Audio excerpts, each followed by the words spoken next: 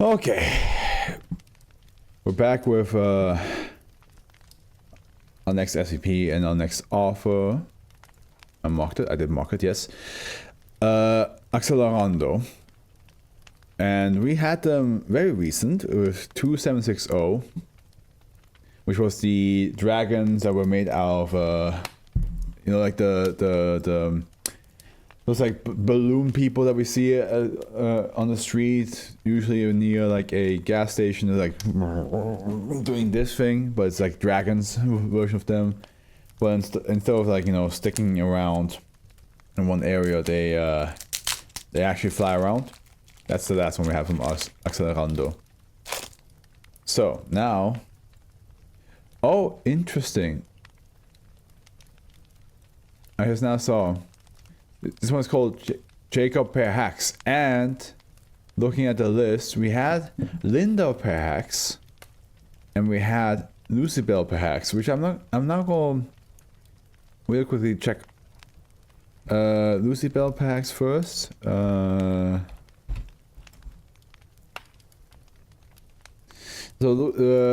Lucibel Perhacs was the grandma where like a lot of like needles were made inside her and they were coming out of her body, and she didn't feel pain, but afterwards she couldn't move anymore.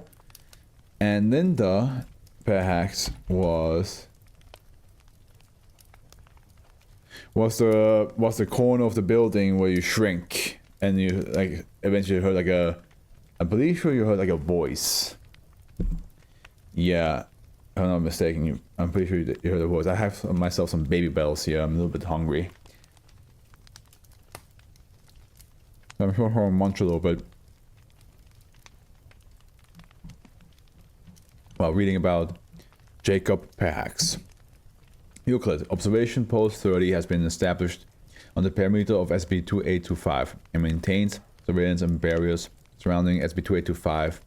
Collaboration with Model of Nature, Reserve Ranger, and acquisition of property within the reserve has assured that no hiking trails lead nearer than 5 kilometers of SCP-2825. Containment of SCP-B instances has been permitted to further understand biological modification to affected species. SCP-2825 is a valley located in the Model of Nature Reserve of Swellendam, South Africa. An estimated 22 kilometers cubed, or 22 trillion liters of human saliva and phlegm are currently flooded SCP-2825. And I'm eating too, god damn.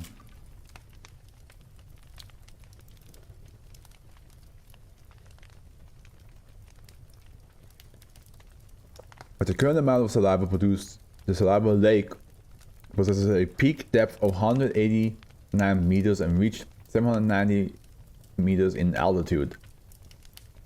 Ew, that's a lot of saliva.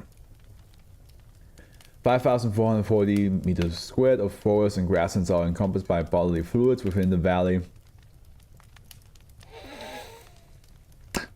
Approximately 20% of SCP-2825's liquid is also composed of phlegm, usually appearing as yellow, highly viscous and spherical pockets of fluid suspended in saliva. God damn, that's gross. That's just so gross. That's so fucking disgusting. No major topographical changes have occurred around or inside of SCP-2825 despite the anomalous presence of saliva.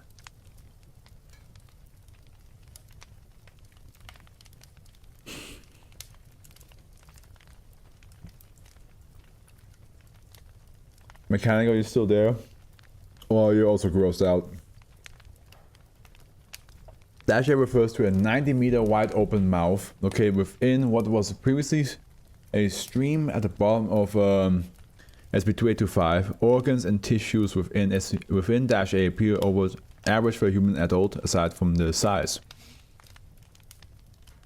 So all type MK2 waterfowl drone has confirmed that Dash A is alive. Breaths are noted to occur 20 minutes intervals, and the mouth has been noted to sporadically make expressions as though grinning or frowning. In spite of its open position, no saliva or phlegm is able to enter Dash A, but remains suspended over the orifice. It's presumed that Dash A is the generative source of the valley saliva due to matching STR copies between DNA of both mouth and saliva. God.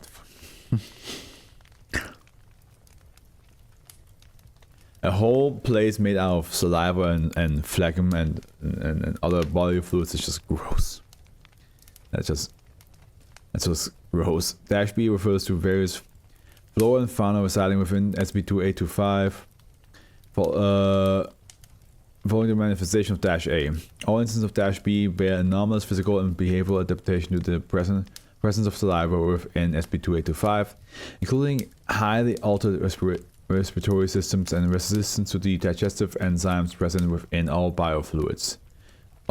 Other adaptations include noticeable increase in nesting within trees for mammalian and reptilian organisms, more pack mentality and herding within predator and prey, and lower reproductive rates among all organisms.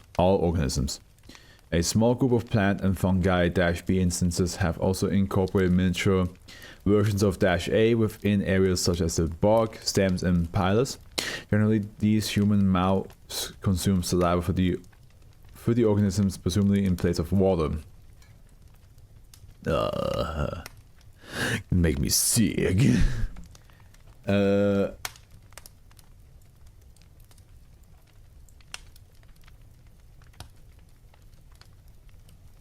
See supplementary document PAV2825 animal/human bioadaptation Dupree Taylor for further information on stimuli usage and symbiotic relations between Dash A tissue and various species of Dash B.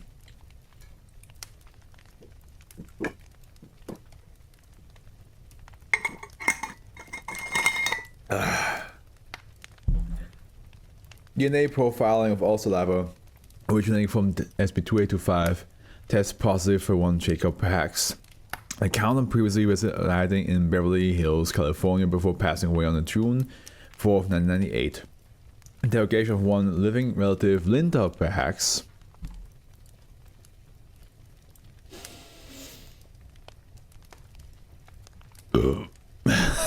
Sorry. Has produced no information of involvement with an anomalous organization or individuals. But investigation of relationships between Jacob Perhacs and Lucibel Perhacs of SCP-2695 is pending approval. There must be. I mean, okay, maybe it's like in this world, Perhacs is like a common last name to have, but like, I don't know, I feel like there must be a relation between all three. Especially because the same author wrote them all. Partial list of catalog. I like the idea that human saliva is being flowed within this SCP. Why would you like that?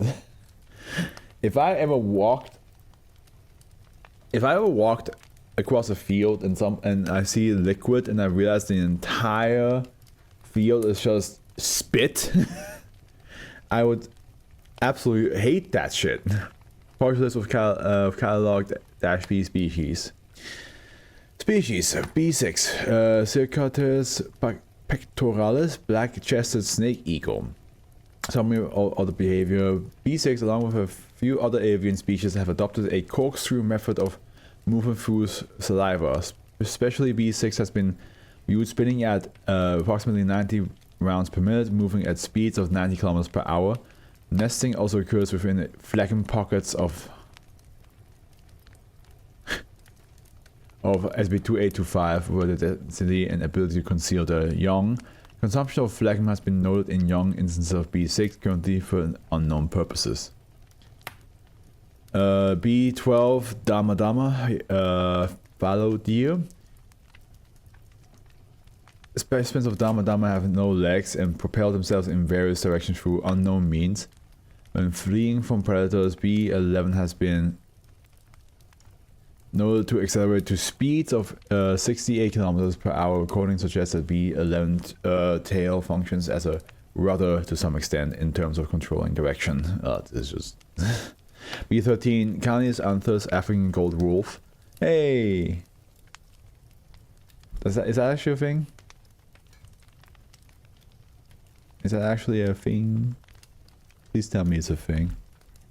That would make my wolf-loving heart happy. Oh, okay, yeah. Yeah. Yeah, they look more like closer to foxes, but like, you know, still pretty cool.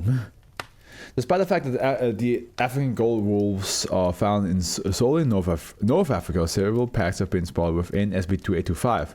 One is abducted within two most notable packs of B13. B13 has shown no interest in observational post 30 personnel. Clandestine neutralization of all instances of B13 is currently top priority. B16 and Anhydrophorine Ratrai, Hogsback Frog. Many amphibious instances of -B include B16, appear to struggle when swimming through saliva. You don't say. B16 have been noted to adapt to this relatively slow movement through saliva with its increased tongue length and dexterity when hunting.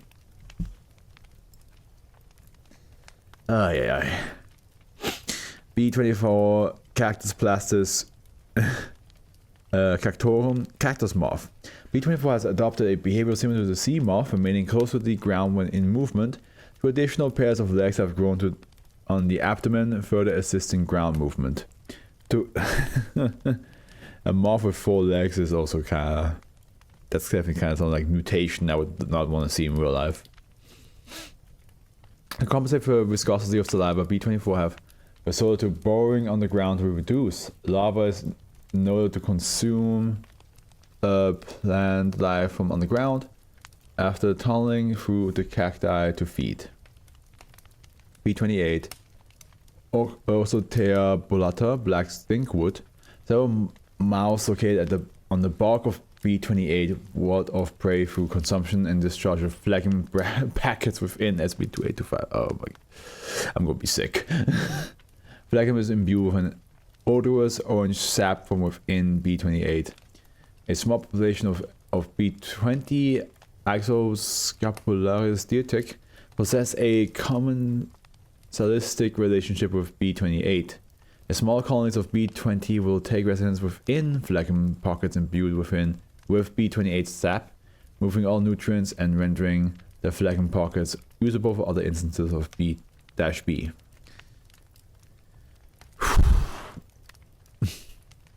B38 Erica Xanthoids Fire Erica what? B38 has been noted to grow to heights of 40 meters while still containing heave characteristics. At about 20 meters in height, B38 will flower and uproot itself through undetermined means, allowing itself to drift within SB2825. A single closed mouth vertically extends around the entirety of B38 stem. Currently, it has not been determined what purpose it serves to B38. I would like to do an explore within SB2825 with the you can you know you can walk on the in the spit and snot area all you want. I'm not going in there.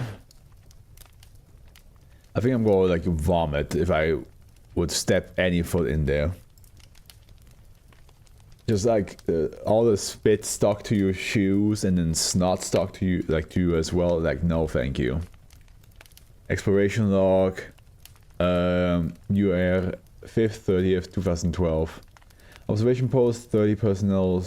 Steph Cutler and Matt Wilkinson conducted exploration of SCP-2825 through use of prototype MK2 waterfowl drone utilized for aerial and aquatic movements, especially in an unpredictable environment.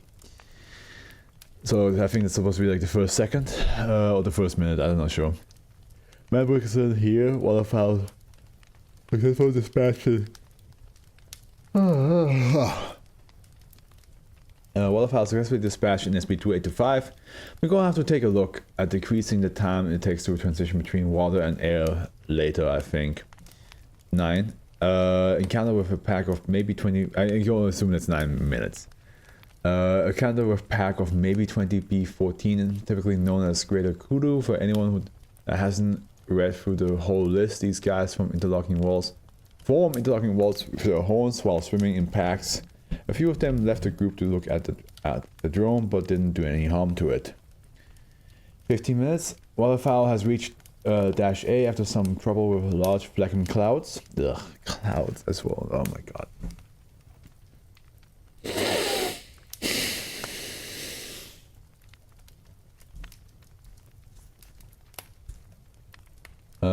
Stuff's as thick as dough, though I ain't touching it myself. Dash A is open as usual. Can't exactly see inside of it from here, entering now. 17 minutes. First thing I can see is the throat further down beneath. Dash A narrows a bit gradually. Audio's picking up a low humming, nothing else really, not exactly the most important thing to be looking at now. But Dash A looks like here was a few molars missing, and a cavity or another. Progressing further down Dash A's now. Same time. Yeah, there's a lot more teeth here, man. There's a lot more teeth here than we previously noted. There's a lot of molars that just keep lining the walls here, going back. There's some cold wind coming from somewhere, I don't know where. Tunnel's diameter is about 50 meters now. All sides resemble a throat. Nothing we haven't seen before, really. 18 minutes? Moving less than a fourth of a kilometer down, I have visual on a a uvula. And there's a humanoid grabbing it. Hanging next to the walls, not like actual uvula, if you know what I mean, moving in closer. 19 minutes. White male, maybe 60 years in age. Eyes are closed. He's naked. He doesn't have a mouth. It's sort of attached to the uvula through a length of skin. I'm not quite sure how it works like that. The inside of the mouth being connected to the outside. Hold up. His eyes are open. He's been looking at the drone. No movement yet. Still 19 minutes. Cutler, he's grabbing it. He's holding it away from him. Shaking it. There's some sort of grinding noise right now. Oh. 20 minutes. He was sawing at his mouth. He was using the shaft on the bottom to serve his mouth. Oh, the humanoid let go of the uvula after using waterfowl to detach himself, as currently fallen out of view. Cutler recorded the event. Yeah, he got it. Waterfowl is still operable. Might have some samples left on the end of it. Moving further down now. 22 minutes. Nothing else to note, but we picked up a swallowing noise coming from below. Oh boy.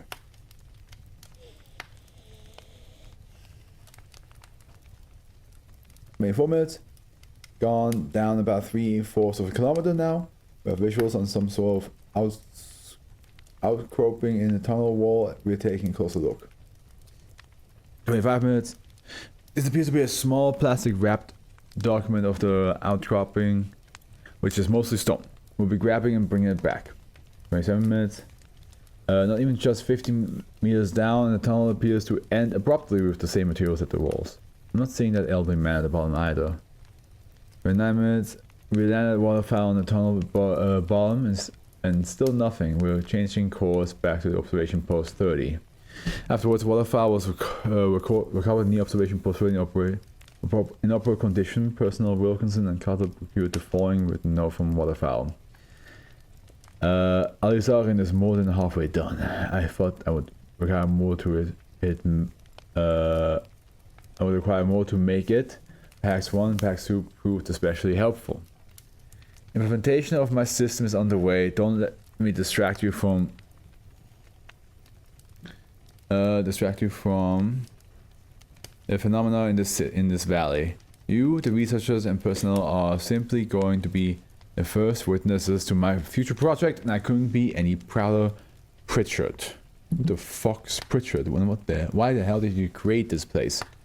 Or yeah, I wanted to create work on something scientific in this place. It's just it's all so gross in there. It's all just disgusting.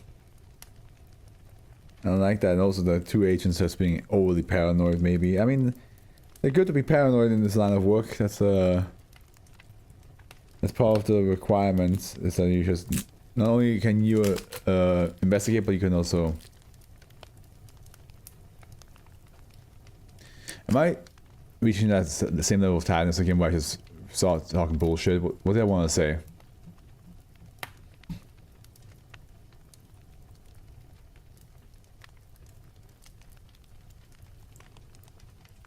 Yeah, no, I'm sorry. I think I had a moment of like, I was distracted and then I was just... Exploration sound like fun. Again, I just don't want to be in a place where it's all saliva and snot. That would really just make me feel so uncomfortably disgusted. No thank you.